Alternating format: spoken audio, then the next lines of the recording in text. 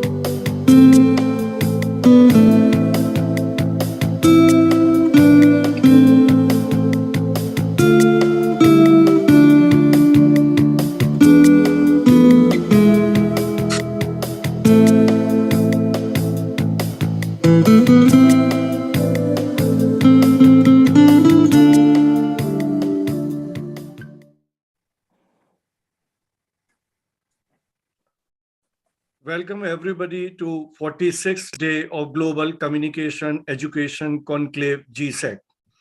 This conclave has been initiated by Global Media Education Council GMEC, the first homegrown global council of media educators, researchers, professionals, and policymakers. The idea of setting up GMEC was mooted by Professor Ujjal Chaudhary last year. Then like-minded people joined hands with Professor K.G. Suresh as president and Dr. U.S. Pandey as vice president. Today, GMEC family has grown to more than 70 members. As vice president of GMEC, I have been part of this endeavor right from the beginning. I find myself fortunate to be part of the galaxy of media educators in this forum. Global Communication Education Conclave is the first step of GMEC. Many more academic and professional endeavors will follow. In GSEC, we have reserved evenings for academic deliberations and enriching discourse with a global perspective. And all our sessions till date have been trendsetters. We have planned 75 sessions of GSEC, and we have already achieved more than 60% of our target. In today's session, I'm lucky to share the company of Professor Vivek Vaswani, an eminent film personality, actor, producer, and educationist, and who is also the chair of this session. And Mr. Ashok Pandita, President of Indian Film and Television Directors Association, who is also the chief guest of today's session. Dr. Kaizat Kotwal, actor and Emmy Award-winning art director, is also with us as we have decided to acknowledge his contribution and confer on him the Lifetime Achievement Award. The keynote address will be delivered by Mr. Akshay Rathi, film exhibitor and distributor. I welcome all my distinguished colleagues in this GSEC session. My special assignment in this session is to introduce the moderator of the day, Ms. Meha Jaiswal. Meha is Associate Dean in the School of Contemporary Media at Pearl Academy. Meha Jaiswal has over 24 years of experience in the fashion and media industry. Starting her career with India's leading stock market magazine of the 90s, Dalal Street Investment Journal, she moved on to International Wool Secretariat, that is owners of the wool mark, as a trade communications executive, India and Southeast Asia, and then to CII, before joining Pearl Academy in 2001. A net qualified mass communication graduate and trained in advanced fashion journalism from London School of Fashion, UK. She has accumulated rich experience of curriculum research, planning, and pedagogy. She teaches various modules of media management, advertising and promotions, fashion PR, and mentors research projects of final year undergraduate and postgraduate students across Delhi and Mumbai. Now, I call upon Meha Jaiswal to please take over and take the session forward. Thank you so much, Dr. Saxena. Thank you so much for your nice words. So, welcome everyone. This session has specially been curated to understand how cinema and moreover than how the OTT channels have played such an important role in education and also talent development, and how this talent, the earlier there were, it's known that in the Bollywood you need to know someone to get an assignment, you need to slog it out, but this has democratized talent, and we have eminent speakers today with us. Especially, I would like to welcome our session chair, Mr. Vivek Vaswani, who is also our Dean for School of Contemporary Media. Vivek sir is an actor, producer, director, and he's the man behind launching Shah Rukh Khan, Raveena Tandon, and several directors reputed directors like Ashutosh Govarikar. So welcome Vivek sir. He has more than 40 years of experience in cinema and OTT across OTT platforms also. Thank you so much Vivek sir for today. We other panelists, we have our industry speaker, Mr. Akshay Rathi, who is going to deliver our keynote address. I will give the introduction when we invite Mr. Rathi for the panel. And of course, Dr. Kotwal, Dr. Kaizad Kotwal, who is an eminent educator from US and came to India in 2009, and since then he has been with us. And he's specialist in film studies from US and has scholarships and fellowships. I will introduce properly when we invite him to speak and say a word, say his address for the session today. So thank you so much, Dr. Saxena. And I would like to invite our chair of the session to please start his opening remarks and his session on how cinema is the medium of education and has become the education itself for the young graduates, and how we are taking this forward through the OTT platforms. Vivek sir, over to you, please. Thank you, ma'am. I'm delighted to be here today. I have worked with Professor Ujjwal Chaudhary a very long time. And the two speakers who are here, Akshay sir and Kaizad sir, have been very old friends. Unfortunately, Ashok Pandit, who is the president of the Film and Television Directors Association, cannot be with us today because he's fallen very sick. And as we speak, he's being tested for COVID. So a quick word of warning, it is not over yet, and we still have to take our precautions. Having said that, these are two people that I personally like arguing with, sometimes just for the sake of arguing, because I learn from them. There are very few people in the world that you can get away with arguing, knowing that your relationship is secure, and knowing that in that argument, no matter how heated it gets, you get to learn. Akshay has been pharma engineer. He was doing his MBA while I was making Dula Mil Gaya, which was right there at film number 35 or 40 or something. And we met and we became friends because we had the same common passions. And Kaizad sir's mother, Mahabanu, and me were friends ever since she did my film Dil Vil Pyar Pyar, and became a highlight of that movie. And then Kaizad and me reconnected when we both acted in Sudhir Mishra's film Inkar. And then I cast Kaizad in a very, very major role in my film Rough Book. And we became friends ever since. And right now, both of us are actually creating a major web series based on a very major book. Having said that, I must tell you what have been my bones of contention with them and why I have argued with them continuously. When Shah Rukh became a star, I was very clear. As much as your talent is and it's visible, as much as I can see your energy, as much as I can see the way you act, there has to be some sort of an objective yardstick. For want of a better yardstick, we use the yardstick of how many tickets you can sell. Because if a film is bad or a performance is bad, people just won't buy tickets. And the argument that Kaizad always gave me was that everybody doesn't buy tickets because they can't afford it. People don't buy tickets because they can't go to the theater. Doesn't mean the film is good.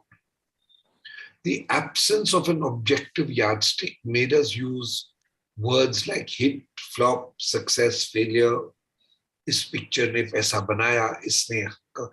And it became into a major and cluttered scenario in the Bollywood scene, where suddenly everybody became a trade pundit.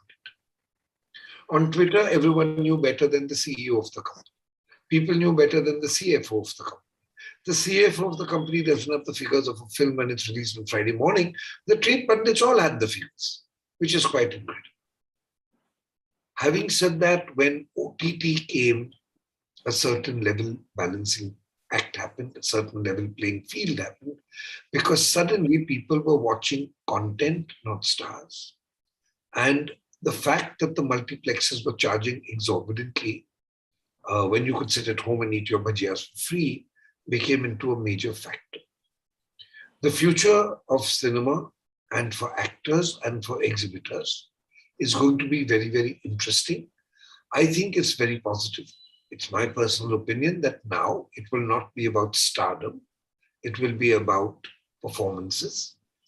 It will not be about no scripts but faces, but there will be content which will be equally valuable. But then the danger is that in this process, the OTT platforms should not become into a stereotypical Bollywood scenario where you buy your way in. Akshay and me have actually had one very strong common platform. The fact that cinema as a medium of entertainment for years has been the cheapest form of entertainment in the country. 97% of the audiences used to go inside the single screen cinemas. They stopped going because of the ticket prices. But did that mean that they stopped seeing movies? No. It just meant that they were pirating the movies and seeing them. And my contention was that the multiplexes are selling popcorn and not giving me a share. But my film is being pirated because of their high prices, and I'm not getting a share from there either. So how do I create a film? And there are various ways of doing it. Akshay and me are on the same page on a lot of things. We do argue about a lot of things. He knows better than me because he's sitting right inside the industry. However, these became very valuable conversations because these conversations helped me to make cinema as a subject, cinema as part of a curriculum, cinema as part of structured education, very, very clear to demystify, decode, and decipher for my students. I was able to give them the balancing act. I was able to actually take the lid off cinema and tell them this is what it is. It's not only about art, it is about commerce. If it is not about commerce, then it doesn't make sense. Because you as a director, you want your salary, you want to make your film and you want to go home. But the person who's footing the bill doesn't get the money back. How will he pay you for your next film? So tickets have to sell. Where is the fine line? Where is the balancing act? How does it work? Why should it work? Kaizad has been a friend. He's an actor. He's a director. He has worked on television. He has worked on OTT. He has worked in cinema. And he has worked on the stage. So I'm going to talk to him last because he's our award winner. And he's going to demystify this for all of us. Prior to him, we have the keynote address by my friend Akshay. Akshay has been in a very enviable position. He is an exhibitor. His family owns cinemas. He's been in and out of those cinemas since he was a child, and he fell in love with those single screens. So did I. I used to go across the road from Kennedy Bridge and I used to hit the Novelty, go straight. It was Super Cinema. Diagonally across was Shalimar. If I went into the red light area, there was Alfred Gulshan, New Russian Silver. It ended at Moti Talkies. Diagonally across was Alankar.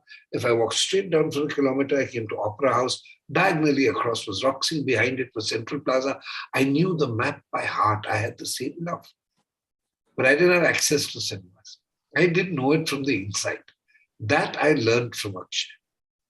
But then the multiplexes came and we seriously realized that single screens were a dying breed. And the multiplexes won't really care because they were owned by corporates, they were not owned by people. There was no sense of pride. I know the Suranas of Rajmandir Cinema in Jaipur have such a sense of pride. It's still one of the best cinemas. Smriti in Nagpur, Akshay Sir's cinema, the new Excelsior cinema run by Mr. Dadlani. We have a large chunk of studies that we do about exhibition. And I think single screen cinemas, OTT platforms, and multiplexes will all each play a very important role in the future of entertainment and cinema, especially commercial cinema in this country. Akshay sir, I hand it over to you. It's all yours. And I'm going to enjoy hearing you speak. Thank you so much for listening to us patiently. Akshay sir, over to you. Maybe I could set an introduction to Akshay here and just a small note for Akshay Rathi. Thank you so much for joining. And Akshay is a film exhibitor and distributor. with operations across the country, and especially in Indian states like Maharashtra, Madhya Pradesh, and Chhattisgarh. And while carrying forward a 70-year-old legacy in show business, Akshay has been a pioneer in the process of consolidation of the film exhibition sector. And he has orchestrated a first of its kind alliance between single cineplex and multiplexes. So he has been, associated with several projects. Now, besides film exhibition and distribution, Akshay has business interests in the field of FMCG distribution, education, and hospitality. He also teaches students at various management institutes and media institutes as a visiting faculty. He's a regular columnist with various business and entertainment publications. Thank you so much for joining us today. Thank you. Over to you, Mr. Akshay Rathi, as our keynote address. Thank you so much, ma'am, and thank you, Vivek, sir, for having me over. Truly a pleasure and more so a privilege to be in the middle of all of you out here. I truly believe that, for any sector of work, whether it's engineering, whether it's medicine, whether it's law, management, all of them have a formal educational system.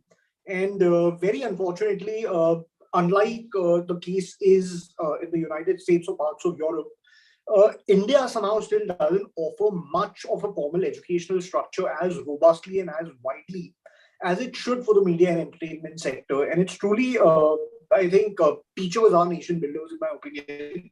And it's truly an absolute privilege to be among all of you who are sharpening and grooming the bright young minds that will contribute to the entertainment ecosystem in the years ahead. And I thank all of you for that, because the entertainment industry has really run my family's kitchen for over 7 decades now. And I truly think that for all of us who've made our careers and lives out of it, I think it's nothing short of our duty to give back to the industry by educating people about the ways of operating in it and welcoming them into this ecosystem to come and be great careers and tell great stories. So thank you for having me over, and thank you for doing everything that you're doing at this forum. Speaking about the topic for today, which is democratization of the content ecosystem, I truly believe, ladies and gentlemen, that now is the best time there has possibly ever been for content creators. For the simple reason that any kind of barriers or speed breakers that existed till as recently as a few years ago have pretty much been demolished. The kind of things or the kind of factors that could potentially discourage or stop you from being a content creator or from being the teller of a tale that you want heard with a wide and large audience across not just the length and breadth of the country, but the world. One was, the cost of producing content. And in this day and age, the advent of technology has possibly been the best thing that could have happened to our industry. Today, if you want to make a film as big as, let's say, Avengers Endgame or Avatar or any of these films, there is technology like Unreal Engines, which allows you to create a universe that doesn't exist, to create a universe that's fictional and base your, tale in front of that. Of course, there is no creature like Thanos in the world. Of course, there is no, multiverse. But having said that, the Russo brothers and Marvel were able to create it and bring it to you on a IMAX screen because there's technology that allowed it. Now that's one end of the spectrum where the budgets run into millions and millions of dollars to make that kind of content. On the other hand, you have platforms like YouTube. You have platforms which like Instagram Reels, which also allow you to, in a much shorter format, in a shorter time frame, tell a tale or entertain people.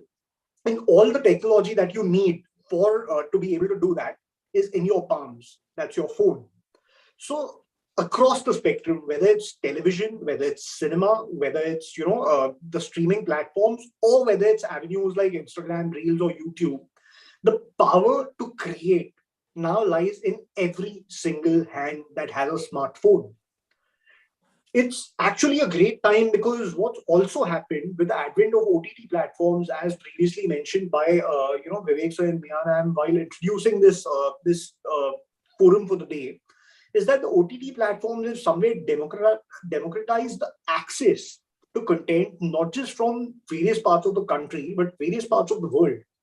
5 years ago, you couldn't imagine watching a Spanish show or a Turkish show or a K-drama, not just, on your TV screen at the convenience of your time and place, but also with the convenience of the language that you comprehend.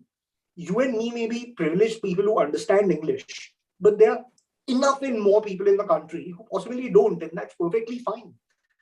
Maybe they understand Hindi, maybe they speak Tamil, maybe they speak Telugu, maybe they speak Kannada.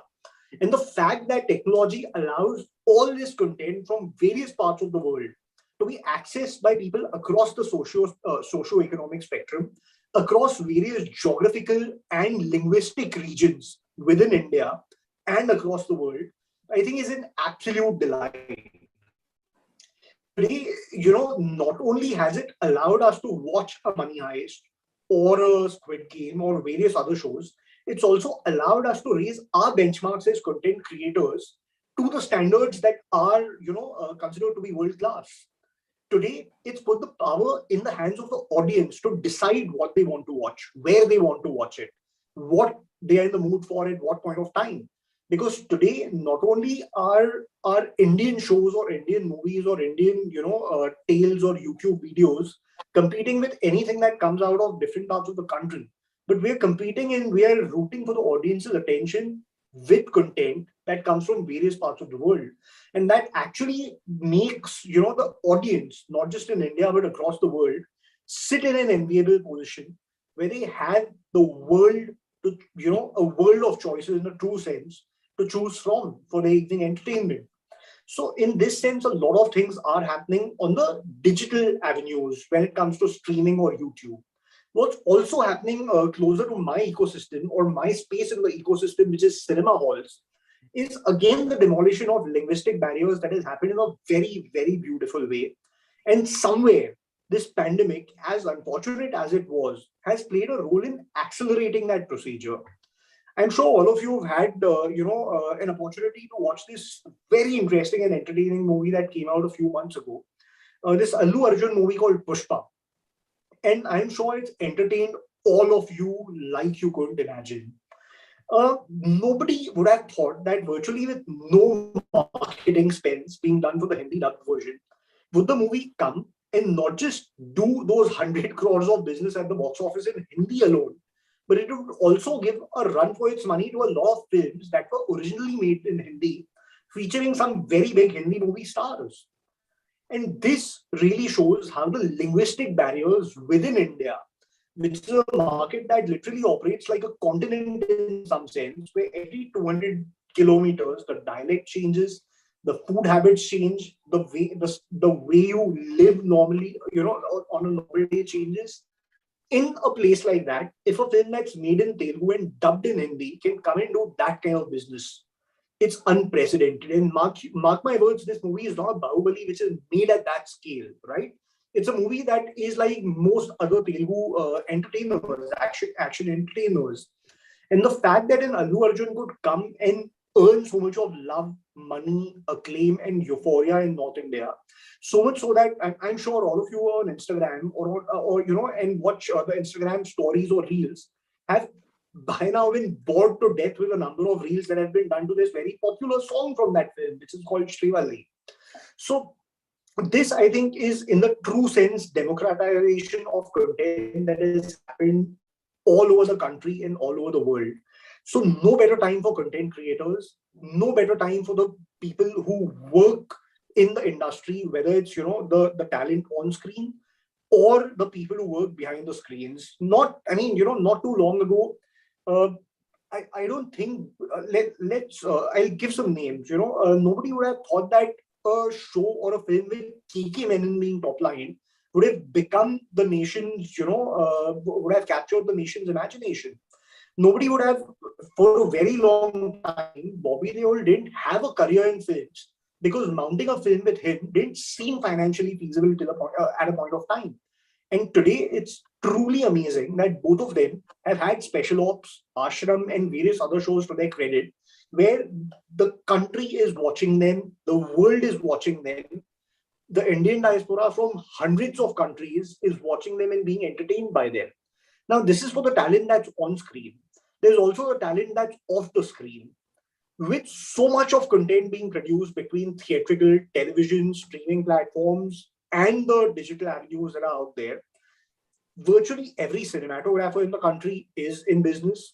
Every choreographer, every technician, every sound recordist, every director, every script writer, every lyricist has a career all over again. And I don't think there can be a better scenario than that, for the simple reason that ultimately, as Mr. Vaswani pointed out, cinema is not just art, it's also commerce.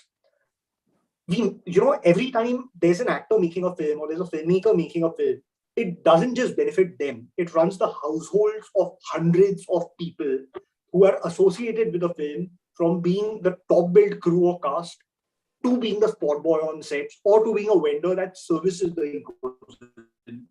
So I truly think that, we are truly in what I believe the golden age of content. And here's the beauty of it.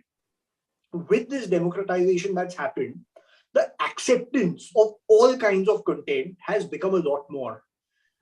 Possibly a few years ago, I don't think a movie about, let's say, somebody who's balding and who's got a receding hairline, being the hero of a film would have been accepted as easily. Back in the 70s, 80s, even 90s, there was a very stereotypical perception of a hero in Hindi cinema or in Indian cinema. That has changed. Today, a Rajkumar Rao or an Ayushmann Khurrana or a Vikrant Massey who don't have that massive mass draw at the box office still have very lucrative careers. They're still taking very good paychecks. And not only them, a lot of character actors, are doing phenomenally well for themselves and are earning a lot of not just money, but also a lot of love. And this, I truly believe, is the best thing that could have happened. So we are at the doorstep of the golden age of content. I truly hope that all of us can, rather than trying to milk out this opportunity, sustain it, make the most of it, raise our standards, pull up our socks, and truly do the greatest service we can to not just our industry, but also our country, by making some world-class content with the technology that allows us to do it at our disposal and make our industry, our nation proud. So here's wishing all of you who are listening in the very best. I truly hope that all of you have an opportunity to come and participate in this golden age of content creation that India has entered now. And I truly hope to see all of you in your own capacity come and contribute to the brilliant, brilliant trajectory that this industry is poised to have. So here's wishing you all the very best, and truly hope that many of you turn out, who are a part of the content creation process as actors, as filmmakers, as technicians. I truly hope to see some of your work, not just on my television screen, but also on the screen of my cinema halls very soon. Thank you so much. Thank you for having me over. And it's been a true pleasure being a part of this gathering. Thank you, gentlemen and ladies. Thank you so much, Mr. Rathi. Thank you so much for this address. Could I ask one question, please? Because this has been playing on my mind, and I thought that, when I meet you here, how do you think this business of OTT will impact multiplexes? And what is going to be the future of multiplexes? How do you see, as really a younger generation of your business, how do you see the future of multiplexes shaping up? Right. Maya, I truly believe that all this debate and all this noise that you see in various, publications and media vehicles, which speak about how streaming is going to be the last nail in the coffin of the theatrical ecosystem. I truly believe, and I say this with absolute honesty, that it's the truth. The reality is the exact opposite of that. With streaming platforms, one, they're not, whether it's streaming platforms or any of them, or avenues like YouTube or Instagram, which are about the shorter format. I truly believe that, one, they don't compete with the theatrical exhibition format at all. They only complement it. If they are making a dent on anything, it's the terrestrial television, the satellite TV channels.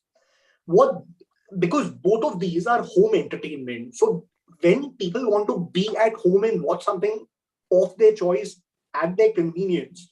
Streaming platforms build a terrestrial channel because you're turning appointment viewing into viewing at a time and way of your choice.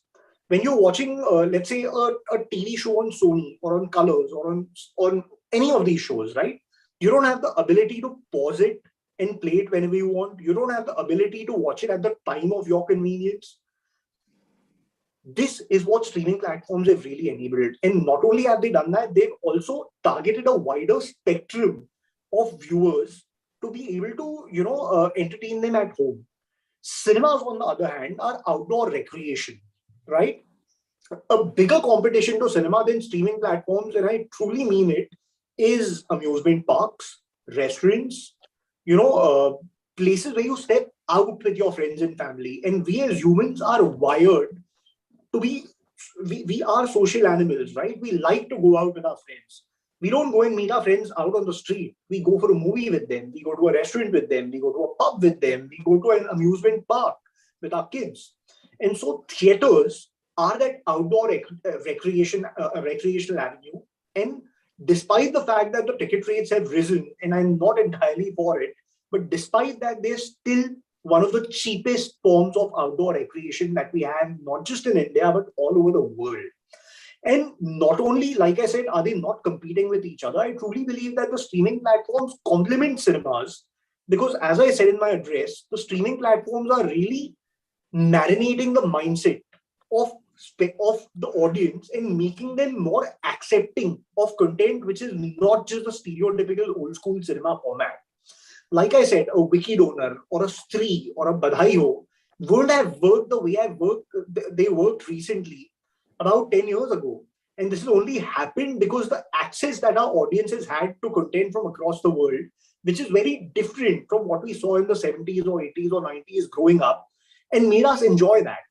And if we can enjoy a Succession or a Squid Game or any of these shows, it makes us a lot more accepting of very different kind of content or a huge variety of content that comes to us on streaming.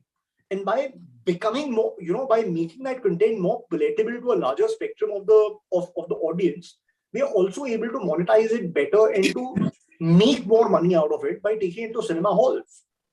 So I truly think that these two, avenues complement each other. And here's the thing, right? Today, content creators are being able to spend more money on mounting films bigger because they know that it's not just cinema halls from where they have to recover their money. There's also another massive stream of revenues called streaming and television, where they can hedge their revenues. So with streaming revenues complementing the revenues that come from theatrical, from satellite, from music, today the producers and content creators have the ability to invest more money and make better, bigger content. So by increasing this consumption pie, I think the streaming platforms are doing a great service, not just to themselves, not just to the consumers, but also to the theatrical ecosystem and the entertainment industry. So more power to them. And I can assure you of this, man, both these avenues are going to coexist beautifully. What you will see coming to cinemas more often than not is big screen spectacles, immersive viewing experiences, community viewing experiences. What you will see coming more to the streaming platforms is content that is more apt for personalized viewing. Both of these will coexist. Both of these will contribute greatly to the revenues, to the employment of people in this industry. And I truly hope to see both of them, continue to function with flying colors in the time to come. And I truly hope to see more and more people come in, create content, and earn some great love, acclaim, and money out of all of these. Very well articulated. Thank you so much. It was a good learning for me also, and to understand how these coexist with each other and how it's a recreation platform and an outdoor platform rather than, competing with the home entertainment.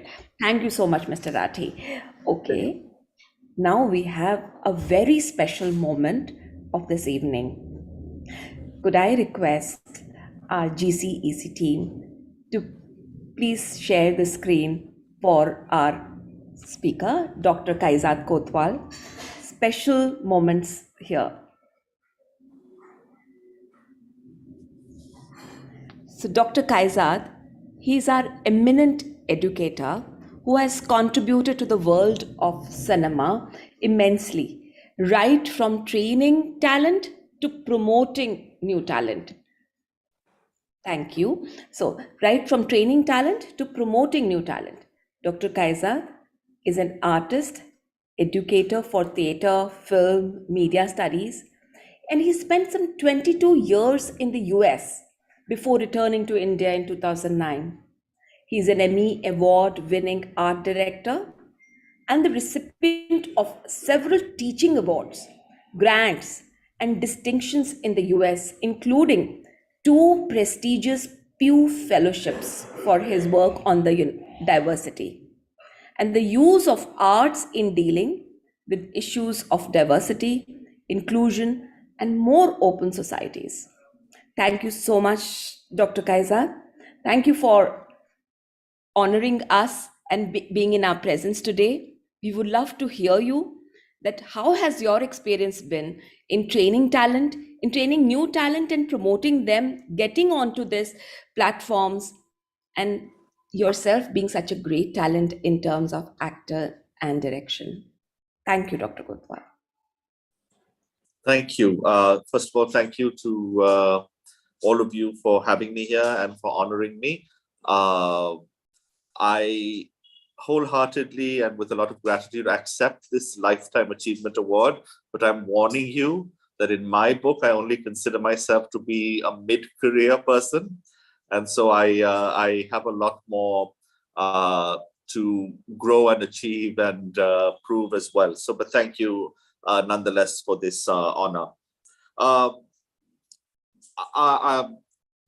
Because I straddle the worlds of education and the production side of things, my viewpoints are a little bit different in terms of what we've heard both today and what we tend to hear out in popular culture and in the media in general. So this idea that these technologies have democratized the entire space, while certainly true to a large degree, has its limitations.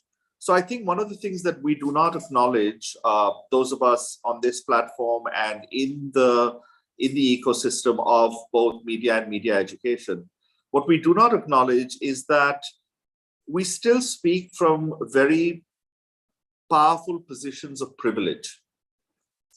So the fact that everybody has a cell phone does not necessarily democratize the medium for two reasons. One is that to really do any kind of good creativity, and I know I'm using value judgment terms like good and but in order to do anything that is worthwhile, let's put it that way, your cell phone has to be pretty bloody expensive. Not everybody can afford these iPhones. I'm talking about globally. Let's look at the whole picture. So I think one of the things we have to do is we have to acknowledge that we come and speak from positions of privilege when we talk about this democratization. Not to say that there hasn't been democratization, but we need to also understand what its limits have been so far so that we can maybe break through some more of those levels and those areas. The other part of it is that what we don't, again, when we speak from these positions of privilege, what we don't understand is that in order to create good content and disseminate good content, true democratization would mean that there was equitable delivery systems all over the world. And something even as simple as Wi-Fi, right? Wi-Fi is a commodity that is not yet a public good. It is seen as a luxury or as a sort of a necessity within certain circles. And so only people have access to very high-speed Wi-Fi are able to partake in all this sort of great content and this growth in content and this growth of the golden era. So again, I'm not denying that all of what has been said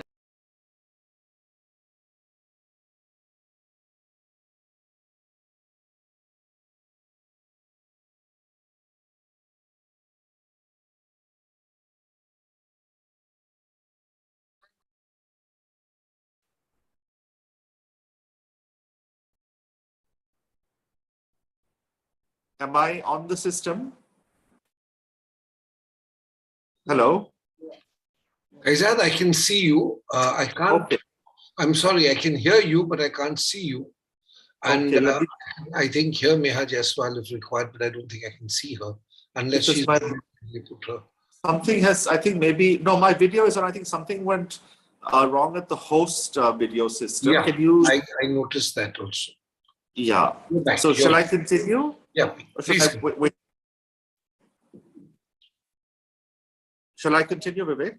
Yes, please continue. Okay. So as I was saying, I think that democratization, I think we need to understand thus far has had its limitations and some serious limitations. So that, you know, if you don't have very high speed Wi-Fi readily available all the time, like the water from our taps in most places, this democratization doesn't work for those people. So I don't know if anybody's seen this. There's this wonderful brother and sister Maasai team who are infatuated with Bollywood music. And I think his name is Paul Killy, and his sister, I forget her name right now. And they're these beautiful young duo. They're obsessed with Bollywood music for some reason, and they post these TikTok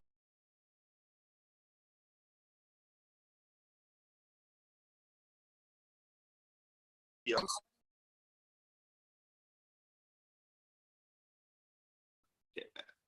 Vivek, again, I think the system is acting up.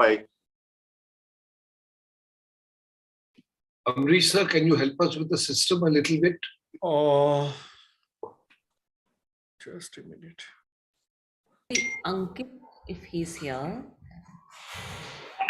Ma'am, actually, it's internet issue, and we can ask sir to just remove the video and just may they can use the audio only. Yes, No, Akshay.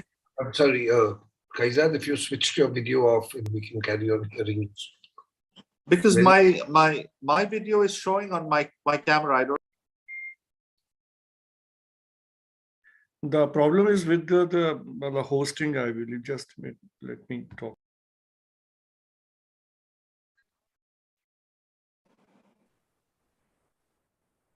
We'll just wait 2 minutes, no problem. Yeah. What is that?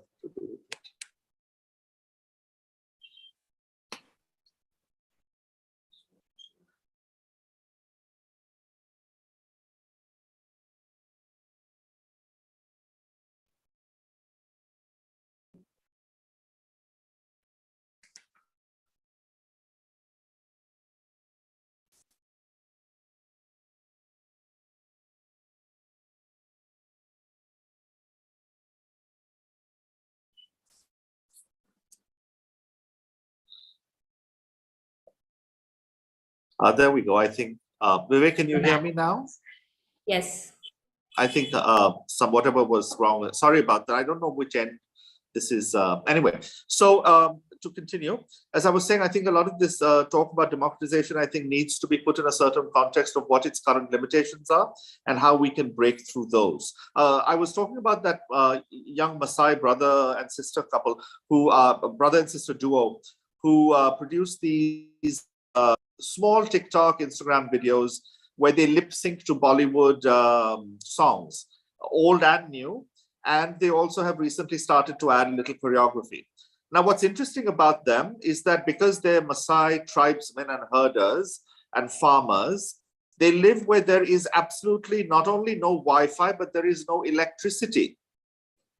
So they have to charge their phones, and they have to, I think, if I remember correctly, they have to bicycle 45 minutes to get to a small town where they can charge their phones for the next day or 2 days, and then they have to repeat the process. So even within the limitations that I'm talking about, people are finding ways to sort of break through that. But the true democratization is only going to occur when these technologies become much more widely available and much more cheaply available.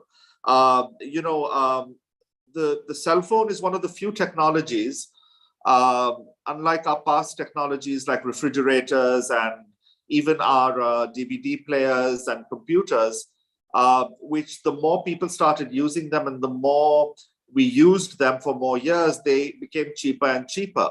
The cell phone is one commodity that keeps getting more expensive the more we use it, because I think, part of it is a industry scam, in my opinion, but the other part of it, I think, is because we expect so much from our cell phones that the technology has to be that complicated and expensive. So I just wanted to kind of, maybe put a little bit of a perspective on my opinions on that myth of democratization due to these technologies. Before I talk about the actors and how that's been affected by these OTT platforms, I do want to say that, there is a bit of a contradiction in what we are going to face as educators in the future of people creating this content and creating it for an audience that is now being raised almost solely on and by this content. And one of the things that we know is a fact that attention spans are shrinking. And which is why not only is your TikTok incredibly popular and powerful, your Instagram, your Facebook videos, your YouTube videos, but even the entertainment on the OTT platforms is sort of custom made in a way that you can watch as little or as much as you want to, and then you can come back to it or you can binge watch it. But attention spans in general are shrinking. I don't know what that means for cinema in its traditional content, which is outside of the epic Marvel universe, sci-fi, superhero kind of films. Because those films, even though maybe 45 minutes, they're made in such a way that it caters to those shortened attention spans. Whereas a movie like Kramer versus Kramer, or a movie even like the recent Geraiya, these are not catered for those short attention spans. These are not made for those shortened attention spans. And how that kind of storytelling is going to compete in the future with both the onslaught of this big IMAX-sized entertainment all the time and this shortened TikTok, Instagram universe, that's going to be an interesting thing to see. And I don't know, I'm not able to predict or to see what that's going to look like in the next 5, 10, 15 years, particularly in a country like India. I think in Europe, in UK, and possibly in America, we may see those kinds of films, the what I call the smaller, less epic kinds of films. They will survive and they will find both producers and audiences. But in a country like India, I'm not sure about that. The other thing that I want to just mention is that, we keep talking about how the OTTs have expanded the way we tell stories, who the heroes are, what kinds of stories we tell. And I think that that's true to a great degree. But I think the converse of that needs to be acknowledged as well, is that in the past, when we relied on a movie ecosystem, such as Bollywood in particular, or perhaps even Hollywood to a certain degree, it was not that Manoj Bajpayee, I think that was the example given, or KK Menon, that it was not that KK Menon couldn't have led a good film, a popular film. It was nobody had the imagination to see that he could do that. And we also, I think, our memories are a little bit sort of affected by the present. But, there was a time when people like Anupam Kher and Om Puri and Nasiruddin Shah and Shabana Azmi and Smita Patil, in addition to doing the sort of art house films that they did, they also did mainstream cinema in which they were the leads. They were the romantic leads. They danced around trees. Now, today, that would not be possible because, and it's sad to say, but because we've gotten to this place where our stars have to look a certain way before we can give them those roles. And I think that started with the sort of merging of beauty pageants and our Bollywood cinema in the sort of late 90s. But prior to that, you didn't have to be drop dead gorgeous with a six-pack of abs to be a hero, even in a rom-com popular culture film. So I think what happened is that it's not that OTTs have opened up this thing again. I think it's that in some period between the mid 80s and the mid 2000s, 2010s, our imaginations shrunk, and the imaginations, not of the audiences necessarily, but of the content creators, of the producers, of the directors. It all of a sudden became everybody had to be pretty to be on screen, and everybody had to be under 39 to play the grandmother. And I think that was not because audiences wouldn't have supported and cinema, there was no space for the stories that needed to be told. It was that these people who were in charge had just become incredibly sort of narcissistic and myopic and without much imagination, to be very, very honest. So I just wanted to kind of point that out. Let's talk about actors in the OTT space. There is no doubt that because there is so much more content being produced, because OTT platforms need it, that there's just that many more roles out there. And therefore, if there are that many more roles out there, more actors are going to get work. It's a matter, it's a demand and supply issue. I don't think it's necessarily an issue of, oh, let's give the actors something great to do. It was that, oh, we need actors. So, well, where are they? And which is why careers of people who had gone away have been revived. Some careers which should never be revived have been revived, unfortunately, but that's a very separate discussion. But it has given work to a lot of people. It's also created a group of actors being given love and recognition who normally were not given that in that sort of beauty-obsessed Bollywood industry. And so you find a lot of actors getting their due. I don't like the term, but these people are referred to as sort of the tier 2 cast stars of the OTT platforms, whatever that means. But people like Pankaj Tripathi and people like KK Menon and people like Gajraj Rao and even people like Neena Gupta and Soni Razdan and a lot of these people who have been getting a lot more work than they were getting in Bollywood, because again, Soni Razdan, who is at the right age right now to play a grandmother or could even play a mother, was phased out when she turned 40 from playing mothers and even young mothers. So it's good to see that side of it. But I don't think that this has been done by any kind of benevolence from the industry. It's just been a matter of supply and demand. And I think where that becomes very, very obvious is where writing is concerned, that because there is so much more content, and all of a sudden we need so many more writers to create that content, the platforms are struggling to find competent writers. And there's no shame in saying that. There are about a small group of actors who are all the time working and being paid very well, but other people are just being pulled out of the woodwork to write. And this is where education comes in.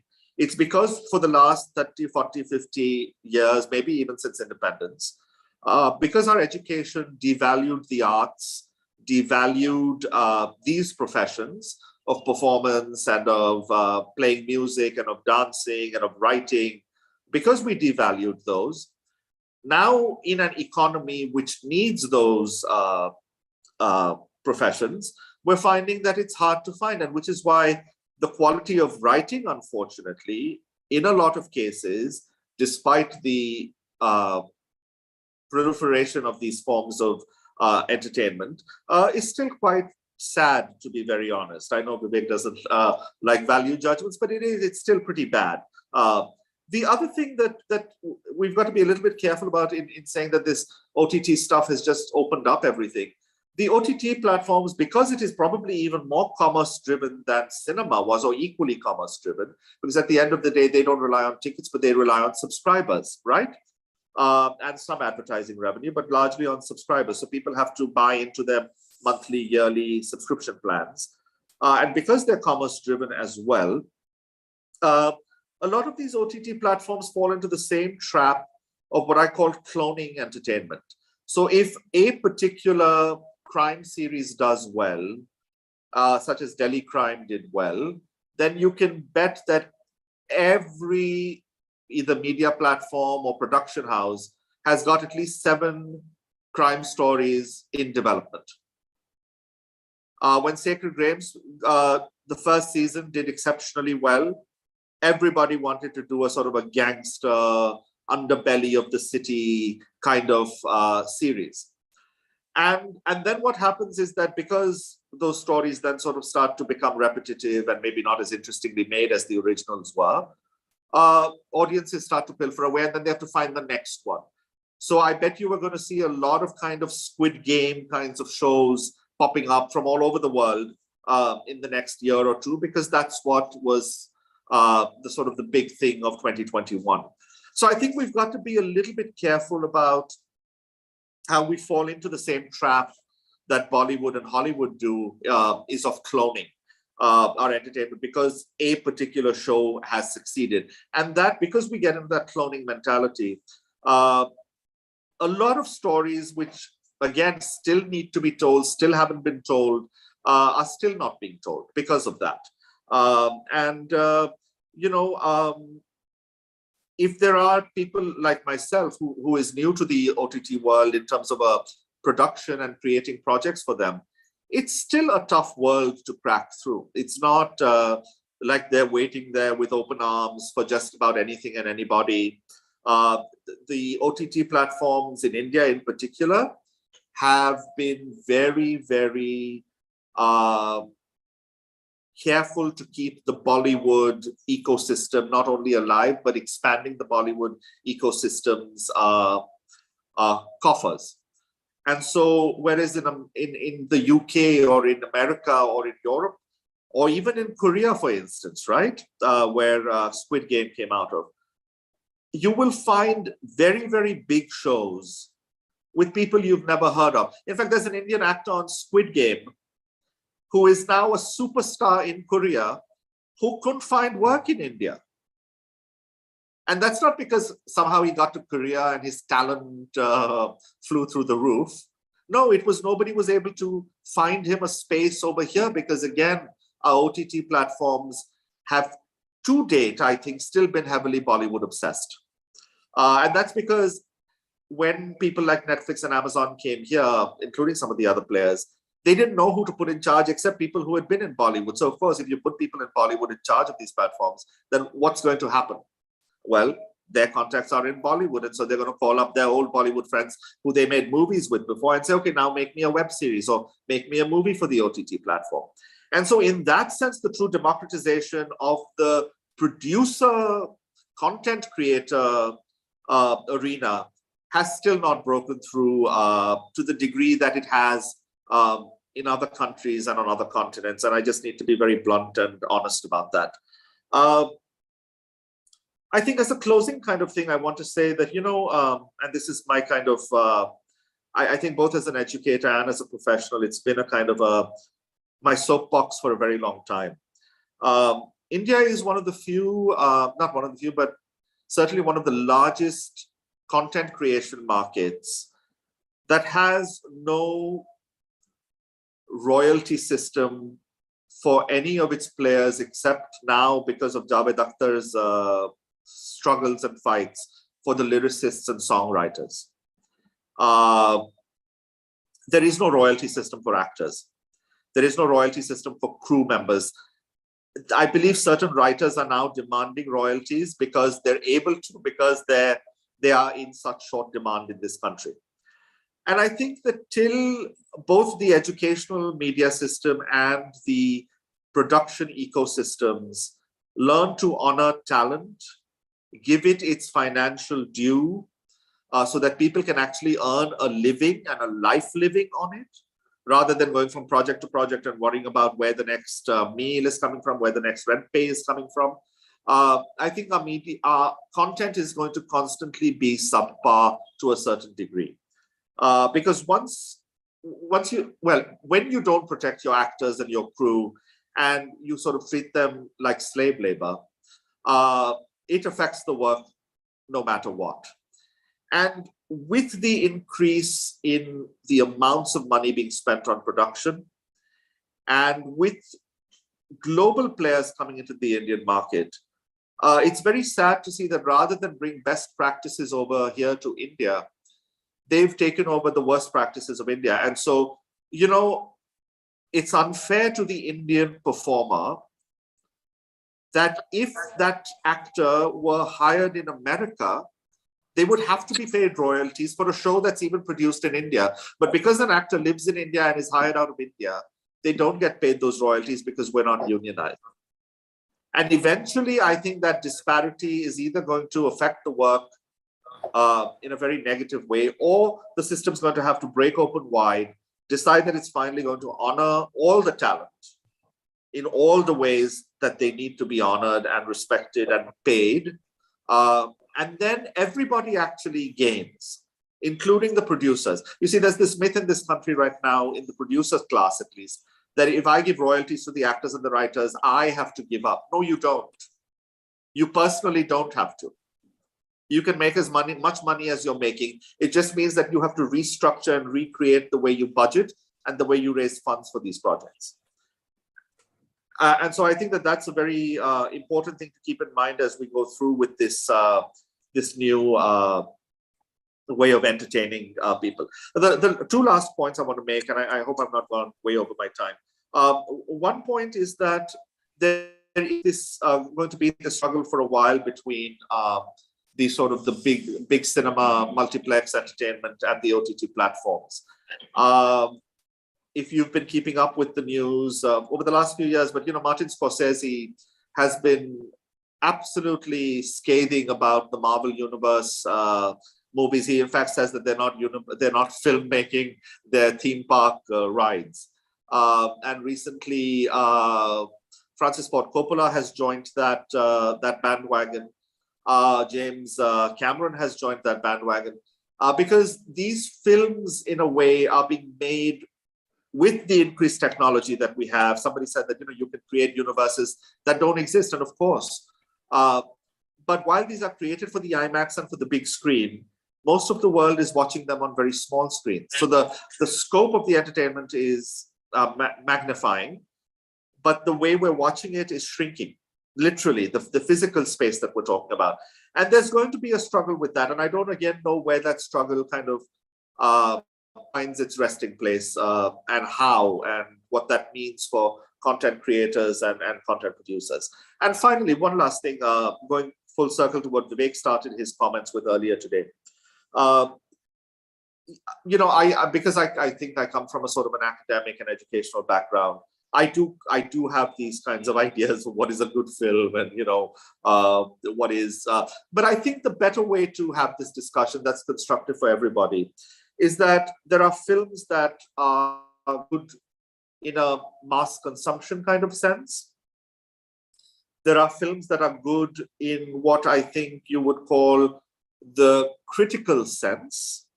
And sometimes they can match. A mass audience film can be a critically acclaimed film. They don't have to be always on opposite sides of the river. And I think the third part of that is that a film can be what is passed down from generation to generation, a web series that people will watch 20 years from now and will still be as relevant. And one of the things that I think we are seeing with a lot of this explosion of content right now is that very little of it will stand the test of time. Whereas people will still be watching Godfather 40, 50, 100 years from now, and it will still dazzle, I think. Much of what we're watching today on our OTT platforms will not stand that test of time. And so as we move forward, discussion of what is valuable, at least in terms of what we're going to pass on to the generations, and what audiences like, what critics may like, and what is sort of timeless, I think we need to keep all that in mind. And one last thing, I say, you know, in India, the role of the professional, informed media critic has been killed.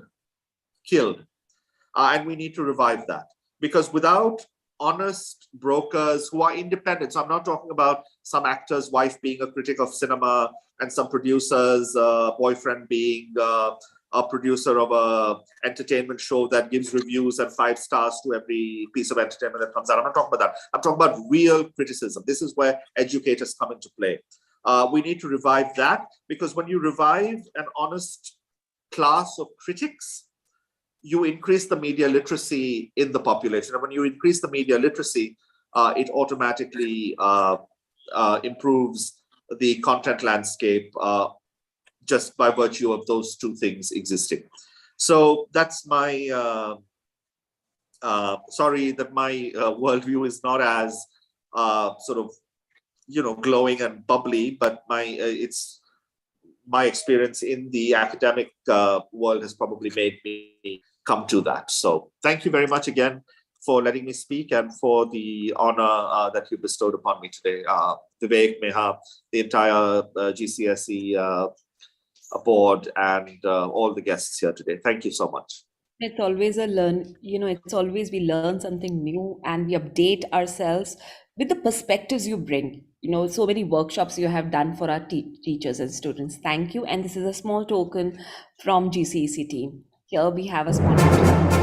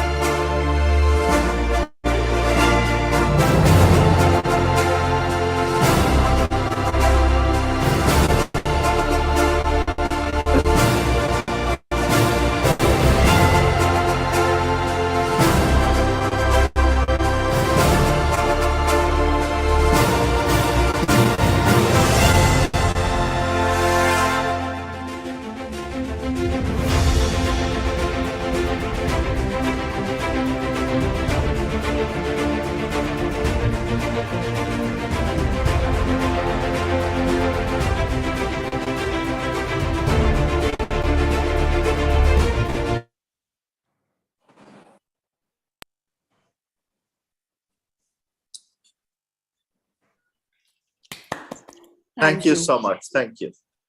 Thank you, Kaizad. It was a great pleasure to hear you.